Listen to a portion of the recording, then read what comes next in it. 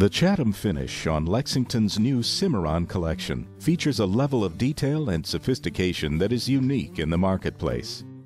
The warmth, depth, and richness of the finish are achieved through a 22-step process with techniques that require the craftsmanship of experienced artisans.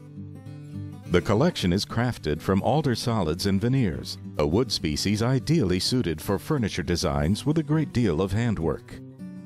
The art of physical distressing enables the artisan to transform a new piece of furniture into one with the appearance of a gently aged antique. That process begins with hand planing the alder tops.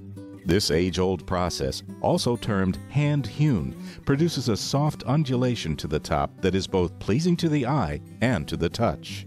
Hand planing is a hallmark of fine traditional craftsmanship.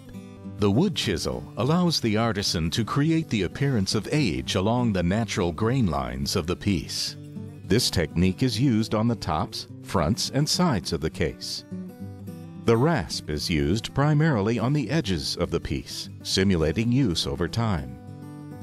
A chaining tool is used very gently to create random distressing marks on every surface of the piece, replicating daily use in a home environment. More aggressive distressing features are achieved through the use of a cluster of carborundium crystals. The craftsman uses a twisting motion which produces both indentations and subtle scratch marks in the wood. Finally, a special wormholing tool is used to selectively create the effect of wormholes that are found in fine antiques. Physical distressing is an art form. The artisan must ensure that the application is random while paying special attention to areas that would be most exposed to daily use. The look is unique from piece to piece, reflecting the individuality of the craftsman who created it. After the physical distressing is complete, an orbital sander is used to soften the visual effect of each of the 6 distressing techniques. The entire surface of the case is sanded, with the craftsman's hand following the path of the sander to ensure that the distressing features blend into the case and complement one another. Hallmarks of a great finish are depth, clarity, richness of color, and the ability to enhance the natural character of the wood. The quality and beauty of a furniture finish is a function of attention to detail and the number of steps involved in creating it. There are 2 distinct elements of a finishing system: color and character. Finish color is achieved through the painstaking application of base coats, sealers, stains, and glaze. The glazing step is the most critical, requiring a great deal of handwork, as the glaze is worked into the wood surface and into recessed corners of the piece. It enhances the nuances of the physical distressing.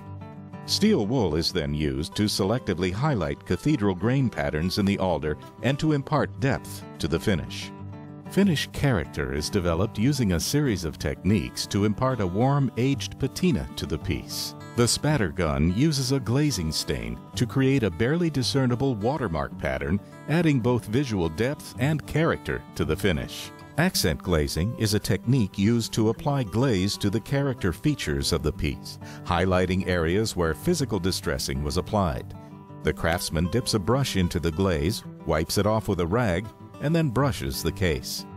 Using the same brush but with less glaze left on the bristles, the craftsman then dry brushes the edges, corners, and carved areas of the piece. This creates a soft shadowing effect, serving to highlight and define the primary design elements of the case. Cowtailing is a term used to describe the application of glaze in a random fashion with a unique brush resembling a cow's tail that adds visual interest to the finish. The final step in the process is hand padding and burnishing the case.